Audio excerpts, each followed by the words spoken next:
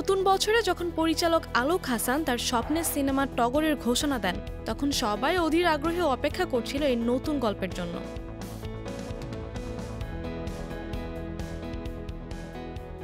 সিনেমার প্রথম ঘোষণায় নায়ক আদর আজাদের বিপরীতে নায়িকা হিসেবে ছিলেন প্রার্থনা ফারদিন দিঘি, কিন্তু ভাগ্যের চাকা যেন আচমকায় ঘুরে গেল। সিনেমার পোস্টার প্রকাশিত হওয়ার পরেই জানা গেল দিঘির জায়গা দখল করেছেন পূজা চেরি। পরিচালক আলোক হাসান এই পরিবর্তনের স্পষ্ট কোনো কারণ না বললেও তিনি জানান, একাধিক কারণে আমাদের নায়িকা পরিবর্তন করতে হয়েছে, তবে এর পিছনের ব্যাপারগুলো নিয়ে আমি কিছু বলতে চাই না।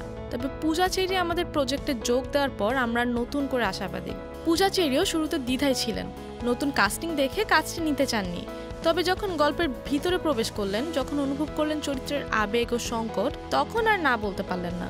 তিনি বলেন, আলোক হাসান এবং আদর আজাদের সঙ্গে আগেও কাজ করেছি।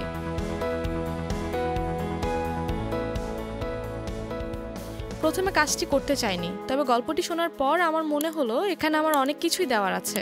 এই আকস্মিক পরিবর্তনে দর্শকদের মনে উকি দিচ্ছে হাজারো প্রশ্ন। দিঘি কেন বাদ পড়লেন? ব্যক্তিগত কোনো কারণ, নাকি সিনেমার প্রয়োজনে এমন সিদ্ধান্ত? অন্যদিকে আদর আজাদ, যিনি প্রথম থেকে টগরের অংশ, তিনি বলেন, 4 মাস ধরেই আমি এই প্রজেক্টের সঙ্গে যুক্ত এবং আমরা পুরো ইউনিট দারুণ আশাবাদী।